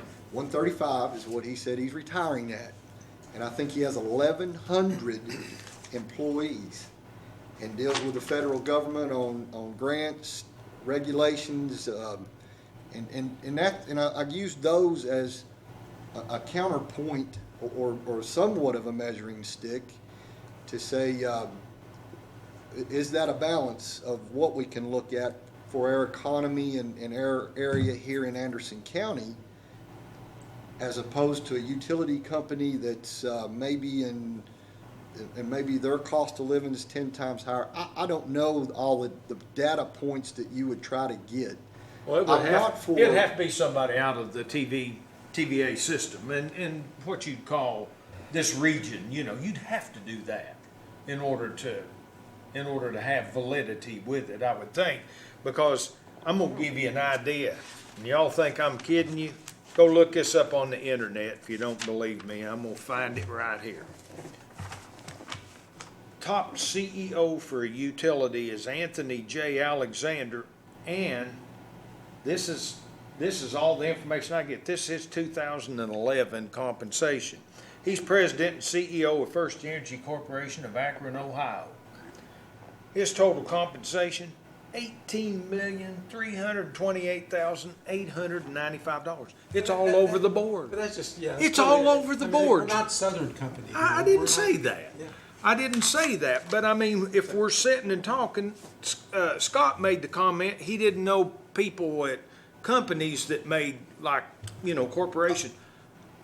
Trust me, you need to just look at it. They do. I meant more It's local. insane. It's insane what people make. I'm not arguing with you on that. What I am saying is, and I really regret us not doing this. And again, it was politics. It's frickin' politics is why we didn't set Greg's salary where that we felt like that it should have been. But rather, as I say, made a commitment, which was not recorded in the minutes, What was that commitment? 10% per year until we got him where he needed to be. between 215 and 259. No, that was at the time, Penny, that he was at 170. It was 174. Hang on just a second. He's at 176,342.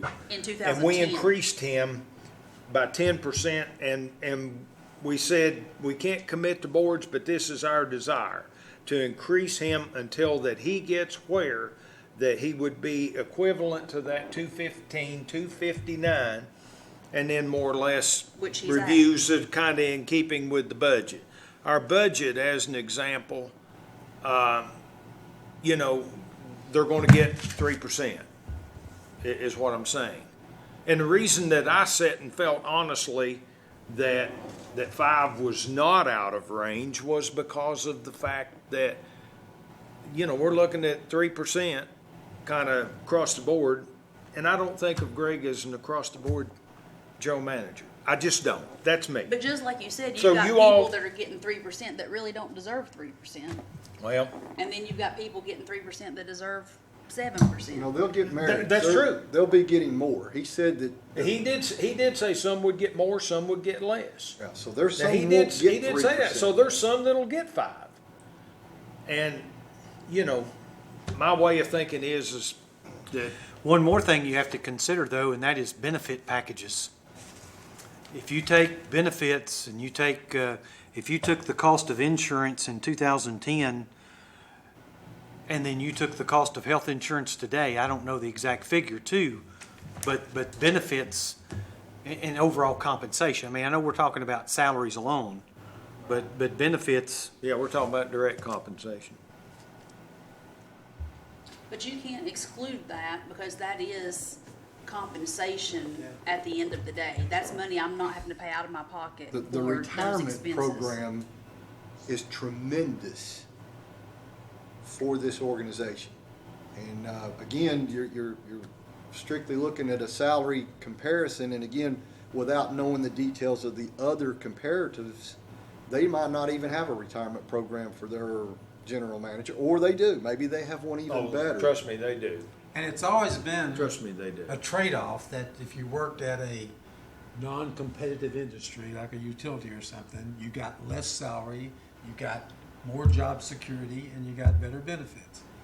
But, you know, the idea that public utilities will pay the same kind of, as you say, outrageous salaries as competitive industries where the, you know, the stock options is usually a big part of Well, those that's the compensations. one in Akron. I'm pretty confident that's a stock-driven Yeah. company. Probably That's When you not get a into that- municipality Probably top. is. When you get into that, the compensation, you know, it's just, it can be. But as I say, Really, it's not we all said comparative. that's obscene, okay? And I only pointed that out, that and Rodemaker's salary, to point out that Rodemaker, that's a reasonably close parallel, because we're talking about a 34,800 roughly member utility. We're at 29.8. They're serving 7 counties. We got the same type of, you know, systems and so forth, and all the schematics and the SCADAs and the same type of utility. I just pointed that out, say that was about, and I also pointed out the one on Miss Roach that said, you know, what I was able to pick up from Channel 10, because these people, they won't even return your phone calls. So my question is, obviously, I mean, I'm not a totally stupid individual. I can read the tone and the tenure of the board, and I know that we're on different pages. And that's the general population too. I don't have anybody who comments to me that they think Greg is underpaid. I have a lot of people. I've had no one to comment to me either way. And that's as honest as I know how to be, and I've been on this board for a long time. I tell you have what, not Coop, had the first person. If I you, haven't. well, I'm gonna tell you, if you sat down and told somebody, Greg Fay's making this salary, you would get the Yeah. feedback, positive or negative, would come out. And what's happened, I've got some feedback, but it's because somebody is privy to that compensation. And the same with me. That's- We have yeah, that's- ex-board members that have Okay. talked to Yes. people, but So that- people who know what he makes Right. almost universally think it is out of line. I've got a And comment. my question would be then, and that goes back to exactly what I said. Do we want to put our money where our mouth is? Do we want to hire somebody to find out if we are unfairly compensating them? Do we want to do that? Because I'm willing to sit down there and say, you're going to find out that the 5%, which would put him at, and According to let's what I've see. just looked here on the internet, an inflation would put him at calculator. 242, 838. I think you're going to find out that he's not being overly compensated at that The figure. inflation calculator, and I don't know, I mean, I know you get everything off the internet, don't get me wrong, I'm prefacing this, I'm putting a big asterisk. Okay, The inflation calculator from 2010 to 2016, cumulative rate of inflation is 9.2%. okay, So that means if you're buying an item in 2010, if it had a dollar amount, and you wanted to see you're paying what the rate of inflation. $109.20 for what cost you $100. That's exactly right. So if you look over the same period of 9.2%, and you look over the same period of 32%. Okay. Okay. Now, I don't know Obviously, if we that, could be- I don't know if that's equal. I don't We think could that's. be here from now till Hades freezes over. Right. Okay? What I want to know, and I'm going to sit down here and I'm going to say, we've cussed and discussed it. Somebody throw something out there and tell me what they want to do. I mean, I we think- know that 3% is overall for the utility. Is that what you want to do? I'm just saying, somebody tell me what you want to do. I want to get it under control because I think it is out of control. You know, I think if we went out right now and advertised general manager position open, CUB or utility, salary of $200,000, we would have more people applying than you could go through. I don't think this job in this location can command that kind of money. I think he's overpaid right now, so I'm not in favor of taking away salary or anything like that, but I think we've got to stop this. 4, 5, 6, Yeah. 10%. Okay? Okay? Scott? Agreed? Penny? Yeah. I heard you. I heard you. And Jim? I appreciate everything that you've done, looking up numbers to provide with us, but still, I'm not sure that we're comparing apples to apples. I mean. I'm not sure we can You're ever not do able it. to. We never and will. I'm not won't- sure we can and we ever won't be. do that. But You never will. At the But same I time, can- you're living right here in a small town where you want to live with the people that you want to be with. You know, that means a whole lot. I know when Rob and he was looking at getting relocated, and he could have made a whole lot more money going somewhere else, but it meant us not being near our family. It meant us not being right here around the things that we enjoy, the mountains. I mean, that mountains and streams and stuff are important to us. That pays a price too. And I came out of the corporate world, and that was just the case. You know, if you wanted to make the big bucks, you went to New follow the York, money. you went somewhere like that. Question. Okay. But in no way do I feel like that you're falsifying information. So just to say that, because you made a comment just a moment ago about. Well, But I mean, you've looked up I'm just information. telling you, we have no one on this board. I understand. No one on this board that can, in any way, shape, form, or fashion, corroborate what I'm saying, which was that was the discussion. Oh, I agree. The John discu- Price has talked to me and about based, it. So and John based Price on says that was discussion, had we set his salary and it just gone along at whatever rate that we have approved, which has historically kind of been about 3% per year, and you got to do that to stay in competition with other utilities, or you end up losing linemen to KUB and et cetera, and you know you have a lot of problems. If we had set his salary, I also went through and kind of did just a little extrapolating and said, well, if we just put him at 3%, just like kind of what historically has done, his salary now would be $249,544.18. So- that can't be true. No, Well, it, Because you've gone much more than that every year, and it's only 231. 231.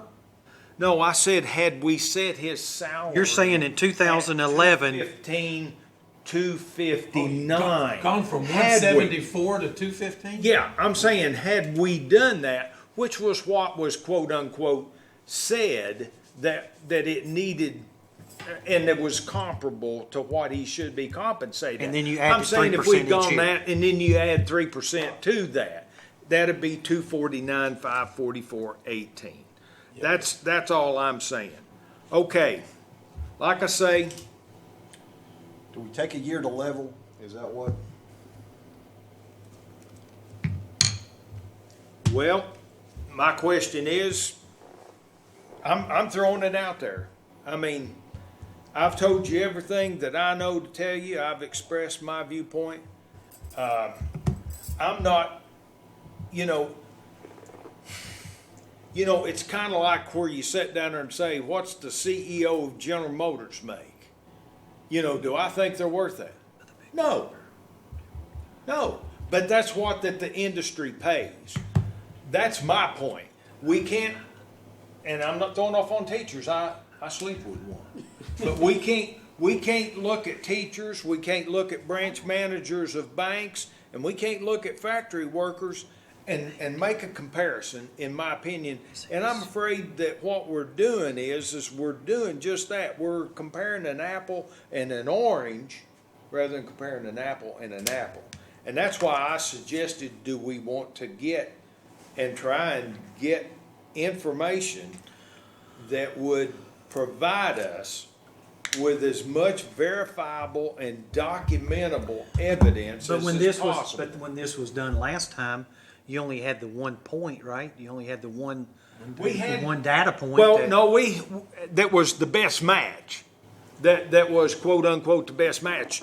I can bring it to you and and I'll be glad to bring it to you and let you look at it. You can see it's all over the board. Oh, I'm sure it is. And I the mean, next- there's the a next- whole lot of them that are way on up there. And this is all blind. Right. The utility industry, I don't say this to be mean, it's kind of like Secret Service. You don't really know. I mean, there's nobody really wants to sit down there and say, Scott Val, who's CEO, general manager of Sequatchie Valley, as an example, and I got their figures for 13, they paid him, as near as I can determine, well, it was over 275. Well, And was okay, that- it was over 275, but nobody would say Who it gave was. that? Who gave that data point? Was that the general manager? No, that wasn't the general manager. Well, our IRS data is available, and if you live in 37716 and you make $200,000, Oh, you're in the God. top 1/2 of 1%. Oh, God, yes, I'm sure you are. Well, that's where we live. And I understand that, CP, but what I'm saying is, that does that, and that pulls in the factory worker who don't, and I'm saying that's where we're comparing an apple and an orange. That's all I'm saying. I can, there's no saying, and I don't mean this derogatorily to anybody, I'm saying this is a figure of speech. Figures lie and liars figure. We've all heard that all of our lives, or I think we all have. And figures sometimes don't present, in my opinion, a fair and accurate situation. And that's all I'm saying is we've kind of got a unique individual. I think we've got a unique utility. Like I say, we got water, sewer, we got electric. That puts us kind of as an oddball relative to everybody else in probably that 7-state PPA system, TVA power system. It probably makes us pretty unique. I don't know exactly how many, there's some that's got gas, and there may be some that's got everything we got plus gas. I don't know. But we're kind of unique. But like I say, y'all tell me what you And want to do. When and- I threw out the comparison to teachers and pharmacists and that sort of thing, I'm not looking at actual figures. I'm looking at percentages of pay raises in the Okay. last 6 years. I don't know that there's a whole lot of people that live in East Tennessee that get a 6% pay raise in 1 year. And definitely not a 10%. And definitely not 32% over the last 6 years. Y'all tell me, throw something out there and just tell me what you want to do.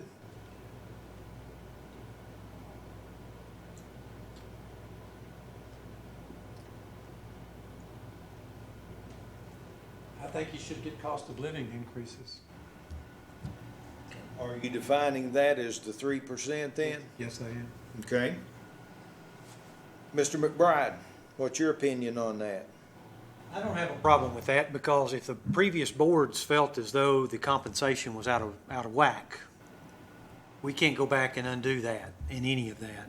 And we can sit here and debate that for hours upon hours. I don't think the duty of this board is to make it go backwards anymore. Again, I think the duty of this board, at least in my tenure, is to keep up with where we are. I think 3% is very fair. Ms. Harrell? I think that 3% will compensate him Fairly. more than fairly. Mr. Val? I'm in. No problem. Let's vote on it. Okay.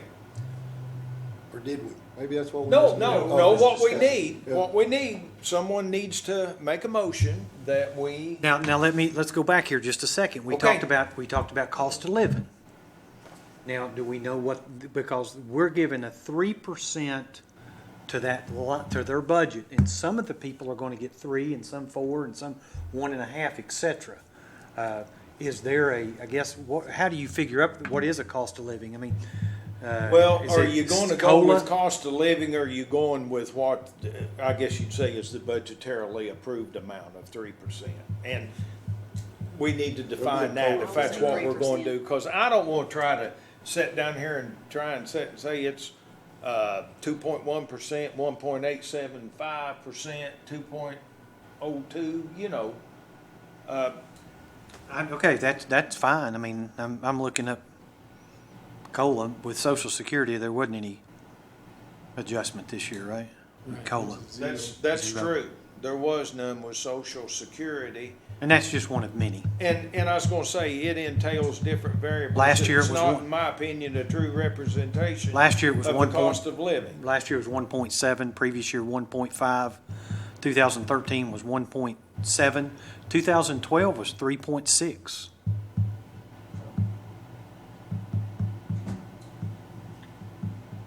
Well, I don't think we ought to Is- consider calling it a cost of living if Yes. we're gonna go with 3%. Right. It would just be a, 3% adjustment. if that, whoever makes a motion, that'd be, or whatever we do. Well, I'm waiting on a motion. I will make a motion that Greg's increase be the same as the average increase for the other employees. Which is 3%. 3%. We're going to define that as 3%. Yeah, it needs to be defined. Yes. I want it defined. And it needs to be in the And as I minutes, too. say, I truly feel like that, we made an error, the board did. But Back in 11. I looked at the last 2 years, and it's not defined in the minutes of the last 2 years. It hadn't been period. Wow. It was in one of them. Yeah, I saw it in In one. 2015, it was 6. 2014 was missing. Yeah, it needs. What I was gonna say, to my knowledge, the first year that it has been listed in the minutes was last year. No. 15. 13. It was in there. Was it? It was in there in 13 for 3%, but 14 was missing. Okay, well, And that's as far back as my documents went. and I appreciate you looking at, obviously, you've done a lot of homework on it, Penny, and I commend you for, your diligence no longer, and you've been on this board, I certainly commend you for your diligence in researching that. And I appreciate everybody's input. I respectfully disagree with it, but the bottom line is, I appreciate it. And I appreciate all that they did, and I wasn't on the board in 2011, but I think the board in 2011 made a mistake by committing to such a drastic change based on one data point. Percent every year. Yeah, that just.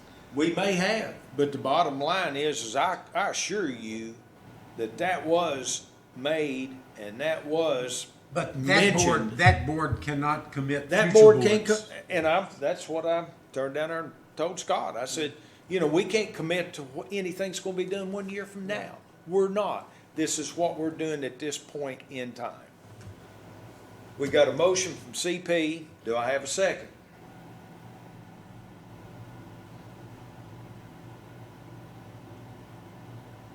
No one wants to second 3%. Okay, if they don't want to second 3%, where are we going? Somebody throw something out there that we do want. I'll second the 3%. Jim has seconded the 3%. What I'm gonna do, because I don't think this needs to be a voice vote, I think I'm gonna CP to record this too. All those that are in favor of the motion for the 3% increase, please raise their hand. Show them that unanimous 3% increase in rate of pay. And as far as I'm concerned, I don't know about you all, but we are adjourned. Supper time. And I appreciate I'm everybody's. sure it'll be ready when I get home. Oh, I yeah. think everybody Yeah, is Robbie will do that. sincere, and I appreciate. I think everything we're that all this- very sincere, I The do. other board is done, and Appreciate your comments like I made earlier. I mean, that's, give me the. Thank you, sir. Coming back. No, we'll just give them to him longhand and I'll, But You know- I'm with Jim, the 3% needs to be documented in the minutes, I agree. not just a Well, raise. Yeah, 3%, I got 3% in. that's why that I had CP taking these down. These will be and given. we'll, Two and we'll look at, 14. and we'll look at next month's. 214 is documented somewhere because you had that percentage, that percentage of raise that he received, but it was not documented in the minutes. Okay. But what I'm saying is this is Just need to going make sure in, this next is month going is in in the there. minutes. You can be assured of that. And, I don't know if they're still here or not. If they are, I'm gonna see that Ernie gets it right now. If they're not, I'll be glad to give it to, You married to Rob? Is that- or- One of the Robs, Oh, wow. I don't think I met you the last time I was No. here. It's nice to meet you. Nice to meet you. I played, I'm I sorry. know, That's okay. I know I'm Robert sorry. and Jimmy. Okay, yes, I it's the played same football Harold's. with them, yeah. Yes. Same. Yes. So you're married to Rob, the Rob that's on the city council? right? yes. Yeah, okay. Yes. Nice guy. Yes, Yes. great So- family. So you played football with Robert? And Jimmy, they And were Jimmy? both, yeah, they were a little ahead of me, but Yeah. they were, they blocked for me. Well, I've got 3 football They players. blocked for you. I've got 3 football players now, and they're made just like him, so. Oh, they're strong, sturdy guys. I'm Yeah, gonna see, and I'm we gonna were see if laughing. Ernie's still here. If he is here, I will see that he gets these, unless somebody else wants to deliver them. We were laughing just the other day, my youngest is probably made more like the Heralds than any of them. Oh, is he? Oh, I'm telling you, but Trey, well, they all love football, but Trey's a lefty pitcher, so he loves baseball, and he's got he's in a unique situation with baseball being a lefty pitcher. It's always. But they've an all advantage taken up, to be a lefty, but Yeah. just not easy. they've all taken up hunting, and Rob's having to learn that.